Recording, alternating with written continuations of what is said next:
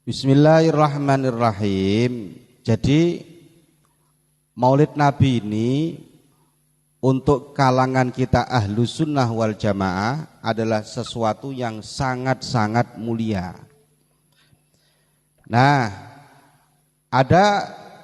kalau ada orang ngomong seperti ini, kalau Maulid Nabi itu bagus, tentu Rasulullah dan para sahabat melakukan. Buktinya Rasulullah dan para sahabat tidak ada riwayat yang meriwayatkan para ulama melakukan Maulid Nabi, peringatan Maulid Nabi seperti kita.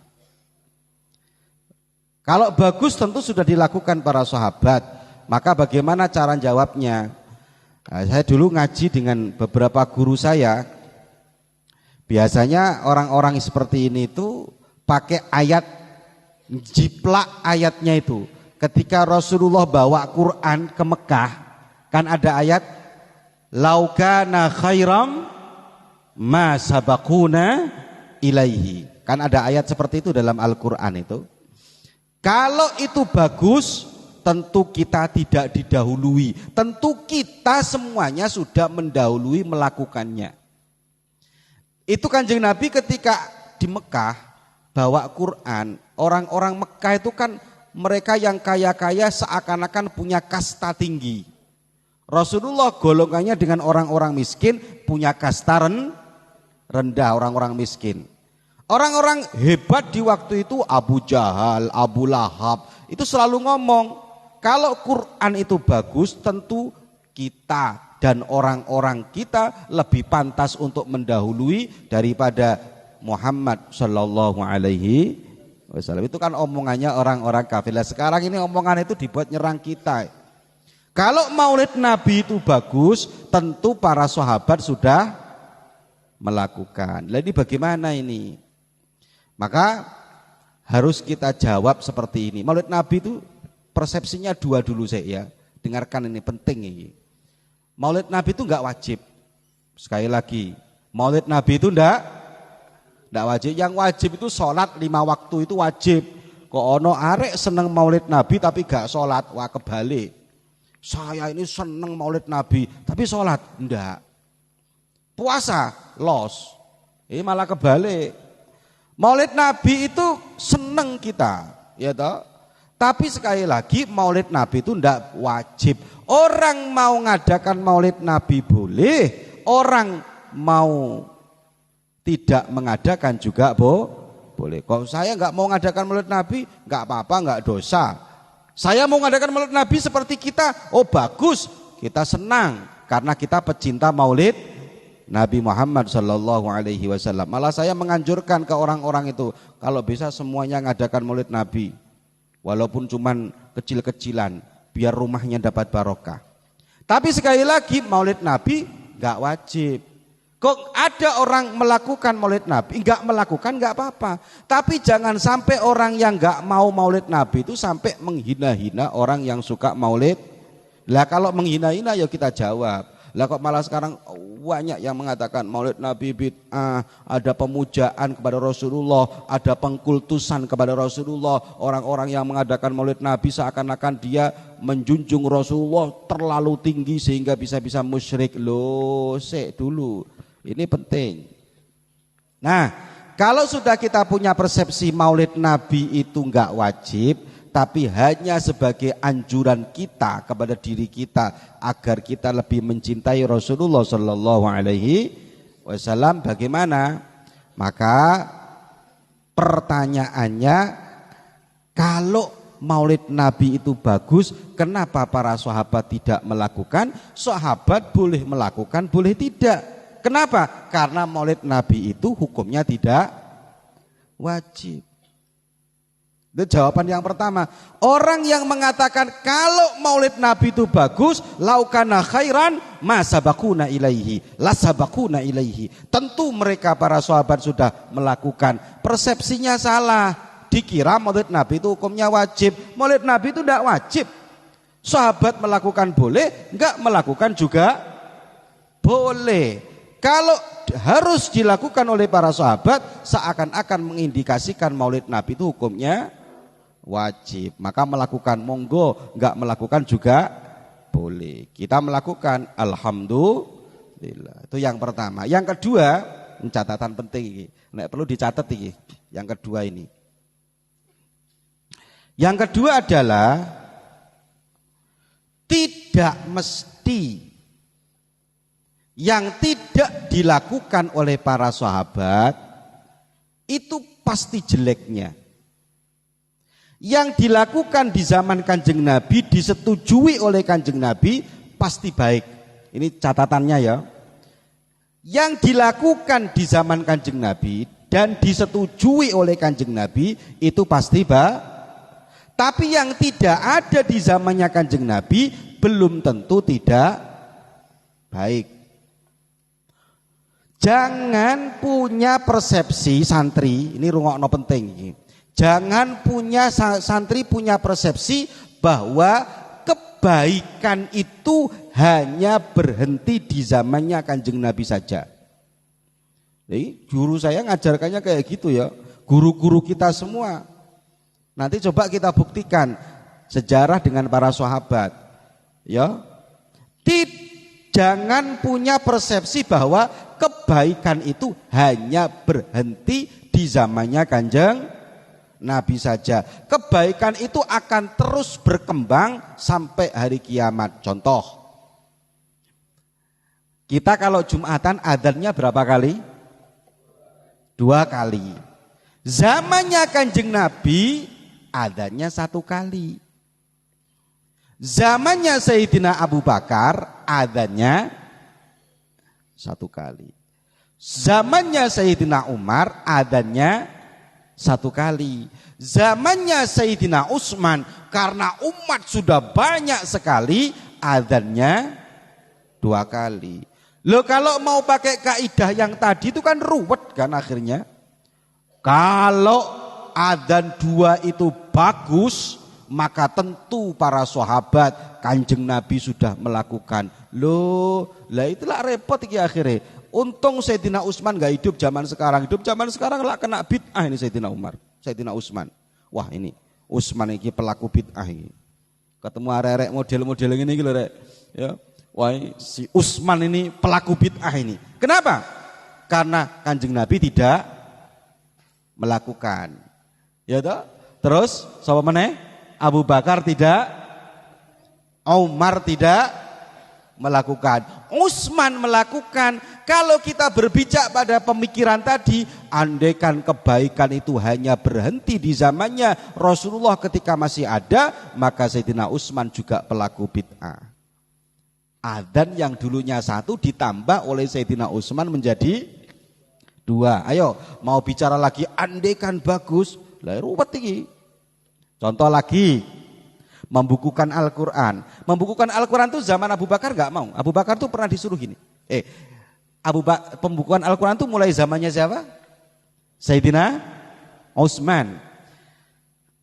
Pembukuan Al-Quran itu zaman Kanjeng Nabi gak ada. Stop, gak berani. Ketika Kanjeng Nabi wafat, para sahabat usul kepada Sayyidina Abu Bakar. Abu Bakar, apa sahabat? Tolong Al-Quran dibukukan. Apa jerene Abu Bakar? Mohon maaf, kalau Kanjeng Nabi enggak melakukan, saya juga enggak akan melakukan. Karena Sayyidina Abu Bakar itu orang yang paling taat kepada Kanjeng Nabi. Kalau Kanjeng Nabi senyum, Abu Bakar ikut. Kalau Kanjeng Nabi nangis, Abu Bakar ikut. Sifatnya Abu Bakar. Abu Bakar itu as-siddiq, membenarkan Kanjeng Nabi. Orang yang seperti Abu Bakar itu enggak ada. Pokoknya kalau Abu Bakar ketawa, kalau Kanjeng Nabi senyum, gak ngerti alasannya, Abu Bakar ikut terus senyum. Kamu lihat anak kecil ya. Coba kamu lihat anak kecil ini yang tidur. Kalau kamu lihat anak kecil itu kalau senyum, ketawa, ibunya ikut ketawa.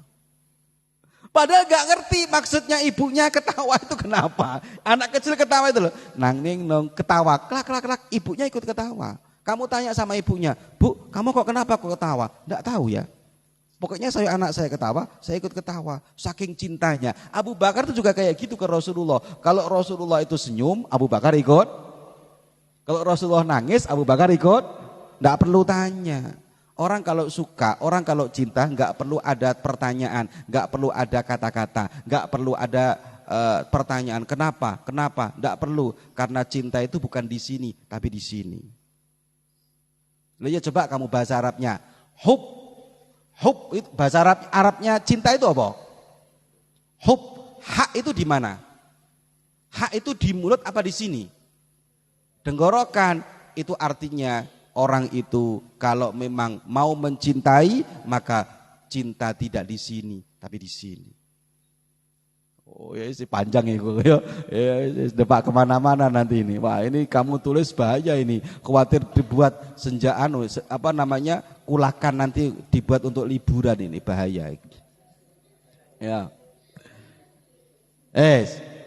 Dua, ya. Abu Bakar disuruh membukukan Al-Quran, tidak mau, karena Kanjeng Nabi tidak membukukan. Kemudian Abu Bakar meninggal, diusulkan lagi kepada Sayyidina Umar. Sayyidina Umar juga jawab, mohon maaf, kalau Abu Bakar aja nggak berani, apalagi saya. Kemudian Sayyidina Utsman membukukan Al-Quran. Kalau melihat seperti ini, sahabat tentunya nggak terima. Kalau membukukan Al-Quran baik, tentu sudah dilakukan Kanjeng Nabi. Loh ya ikilah repot. Jadi kaidah itu nggak bisa dipakai. Kaidah itu jangan berpikir kebaikan hanya berhenti di zaman itu saja, karena kebaikan terus akan berkembang sampai hari. Contoh lagi, sholat Jumat, sholat jamaah. Sholat sekarang ini kita di mana-mana sak dunia, kalau sholat tarawih jamaah enggak? Jamaah. Di Mekah jamaah. Dan sholat tarawih juga enggak jelas berapa rakaatnya. Ada yang 7. Bahkan juga tidak jelas kalau kita lihat pakai hadis manapun, apakah Rasulullah sholat tarawih apa tidak. Itu sampai ada perbedaan para ulama. Ada yang mengatakan Rasulullah enggak jelas sholat tarawihnya, ada yang mengatakan bukan 20, yang 8 itu katanya sholat malam, macam-macam. Tapi saya enggak bicara itu. Ya, saya bicara jamaahnya. Rasulullah itu datang ke masjid hari pertama, sahabat banyak. Hari kedua tambah banyak.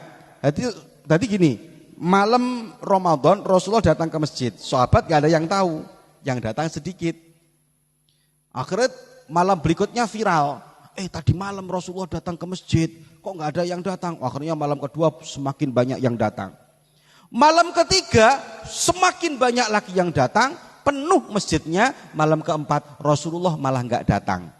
Ini menunjukkan bahwa Kanjeng Nabi takut sholat tarawih itu menjadi wajib. Inilah Rasulullah. Rasulullah itu raufur, sangat kasih sayang. Kalau Rasulullah cakang di bulan Ramadan, sholat tarawih terus, khawatir tarawih wajib. Akhirnya hari keempat Rasulullah tidak datang. Loh, zamannya Rasulullah ada sholat jamaah tarawih enggak? Enggak ada. Zamannya Abu Bakar ada jamaah sholat tarawih enggak? Tidak ada. Zamannya Sayyidina Umar, tiba-tiba Sayyidina Umar itu, ini orang kok di masjid sholat sendiri-sendiri. Andai kan ada yang ngimami satu tentu lebih bagus. Ternyata besoknya ada orang yang ngimami di masjid satu. Ini Sayyidina Umar masuk ke masjid, lihat ono jamaah neng masjid. Apa ciri Sayyidina Umar? Fani'matil bid'ah hadhihi, fani'matil bid'ah hadhihi. Inilah bid'ah terbaik yang pernah saya lihat. Waduh. Lah kalau memang ada orang ngomong lagi nanti, lu kok ada orang sholat tarawih ini berjamaah ini gimana ini? Lu terus kenapa? Kalau tarawih berjamaah bagus, tentu sudah dilakukan Rasulullah. Rasulullah tidak melakukan sholat tarawih berjamaah. Artinya apa? Artinya tidak mesti segala sesuatu yang tidak ada di zaman Rasulullah itu pasti jelek, tapi sesuatu yang disetujui Rasulullah pasti baik.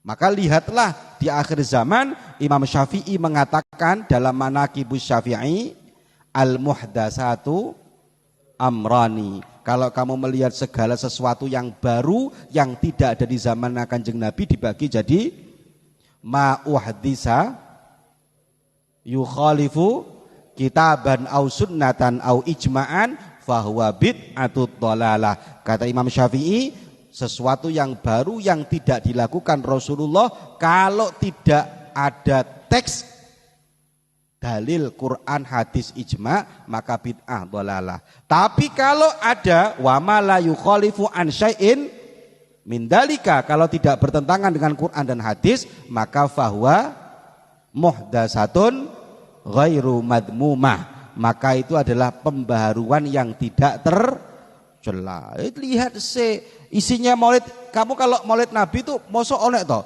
maulid Nabi konser joget-jogetan buka aurat ada toh?